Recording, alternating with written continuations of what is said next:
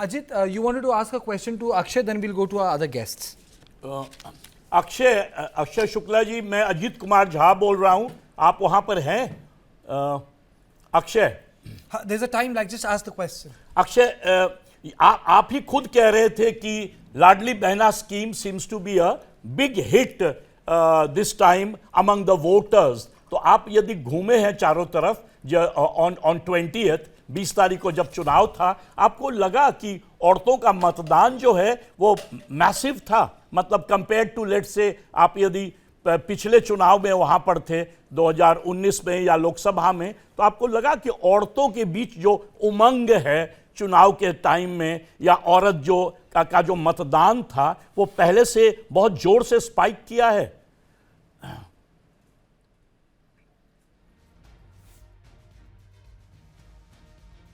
Definitely sir, और सिर्फ ये नहीं कह सकते कि किसी पर्टिकुलर विधानसभा क्षेत्र में ये तस्वीर देखने को मिली हो। जैसे मुंबा देवी की आप बात करें, वहाँ वोटिंग परसेंटेज पिछली बार 44% था, इस बार वो 48% हुआ है, और इसमें महिलाओं की संख्या बढ़ी है।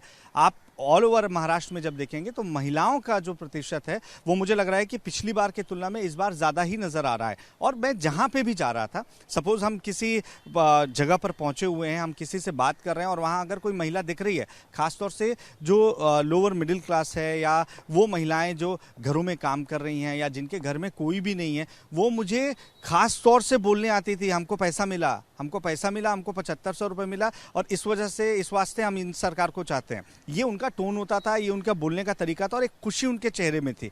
तो मैं उनसे कई दफ़े पूछने की कोशिश कर रहा था कि भाई आपको 1500 रुपये मिला, लोग बोल रहे हैं महंगाई बढ़ गई है, और सामने वाली जो महाविकास आघाड़ी है वो 3000 का वादा कर रही है, तो आपको एतबार नहीं होता है कि भाई 1500 से तो डबल है वो? तो उनका ये सीधा सीधा कहना होता था, देखिए कहना और देना दो अलग अलग चीज़ है। तो मैं जहाँ तक देख पा रहा हूँ, अगर यही ट्रेंड रिजल्ट्स में तब्दील होते हैं, क्योंकि ये तो अभी शुरुआती रुझान है, अभी बहुत कुछ बदल सकता है, 12 बजे के आसपास तस्वीर लगभग साफ हो जाएगी, लेकिन अगर ये रिजल्ट होता है तो इसमें सबसे बड़ा योगदान लाडकी बहन योजना का रहेगा, जैसा मध्य प्रदेश में शिवराज सिंह चौहान ने करके दिखाया था। वहां पर भी लाडली बहन योजना आया, और उसके बाद मामा कहे जाने वाले शिवराज सिंह चौहान को एक बार फिर से उन्होंने तोहफे में सरकार दे दी थी।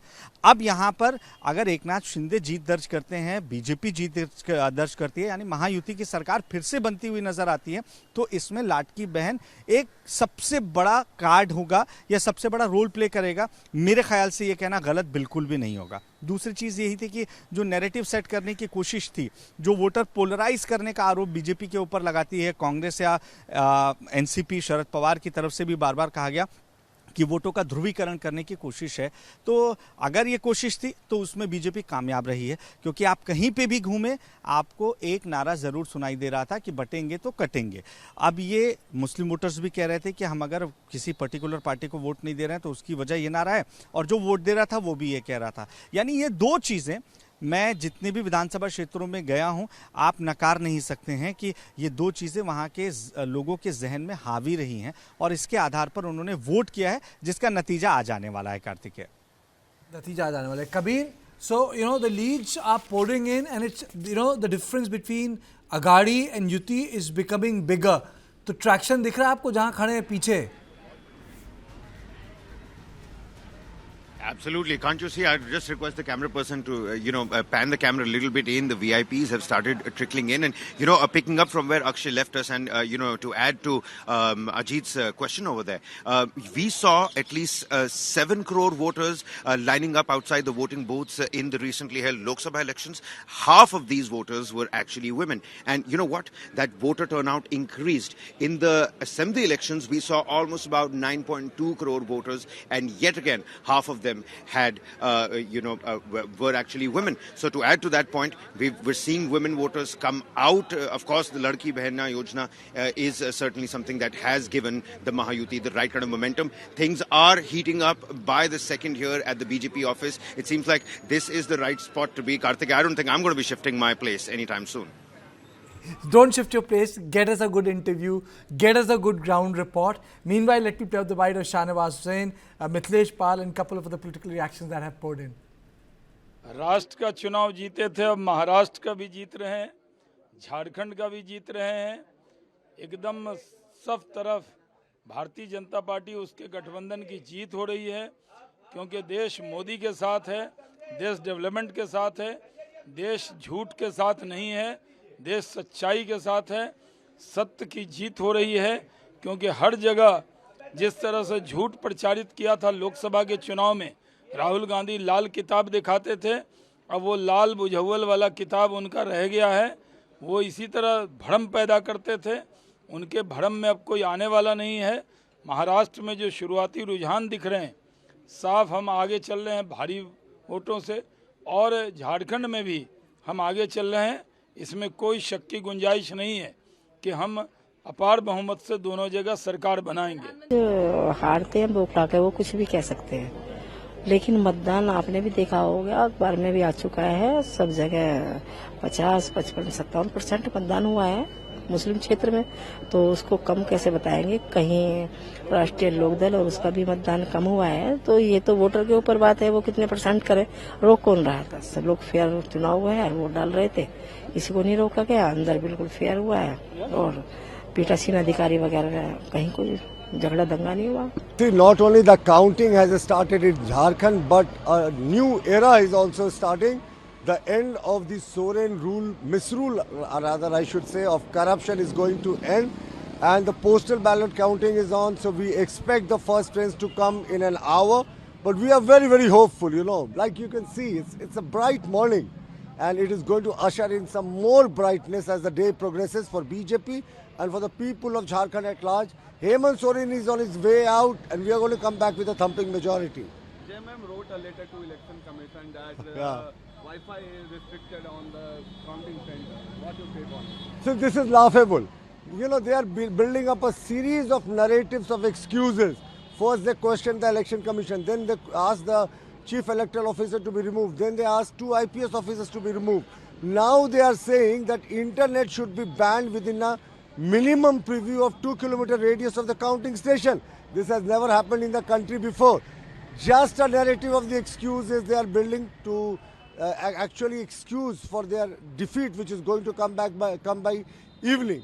So we are very sure whatever JMM is doing is just to cover up the involvement of the Soren's misrule in this crushing defeat which they are going to face today. देखिए, सबसे पहले तो UP के उपचुनाव की बात आती है, क्योंकि जो 2022 में जो यूपी में चुनाव हुआ और 9 जो आज चुनाव हो रहे हैं उपचुनाव, उसमें बीजेपी की 3 सीट थी, 5 एसपी की थी, 1 उस समय आरएलडी की थी। उस समय हम अलग थे, आज हम एनडीए के साथ हैं।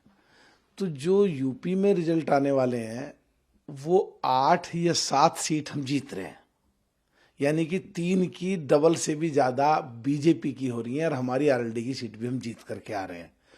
तो पूरी हलचल इसलिए मची हुई है पूरे देश में उपचुनाव को लेकर के, और 2027 उत्तर प्रदेश की सरकार किसकी हो, 2029 में देश की सरकार किसकी हो, वो यूपी से रास्ता निकल के आता है। इसलिए उपचुनाव बहुत ही महत्वपूर्ण है और बिल्कुल जो आज रिजल्ट आएगा पूरे देश में एक माहौल अलग दिखाई देगा। Let me go across to Meeta Chakrabarti, spokesperson of the Congress Party. Madam, the results are consolidating and lead seems to be pretty big between Mahayuti and Mahavikas Aghadi. It's really become big. Yeah, I can see that, but I would still say that let's wait for another hour or couple of hours to see whether these trends hold. Because we saw some changes even half an hour back in favor of NVA, and it's also very close contest in Jharkhand. Having said that, I wondered if the government of Maharashtra was so confident of their social welfare schemes and of their governance, then why did they have to use slogans like Batenge to Katenge and Dharm Yudh and Jihads? So even in Jharkhand, there had been, land jihad, love jihad, the kind of religious polarization that we saw during this election campaign by BJP and the associates were at a different level altogether. So if they were so confident of their social welfare schemes and of the development work that they have done, they should have gone with people issues and with the development agenda and not with the Hindutva agenda and not with such divisiveness coming from none other but from the highest leadership from the Prime Minister himself and from some of the most senior leaders in the BJP party. So that's very unfortunate.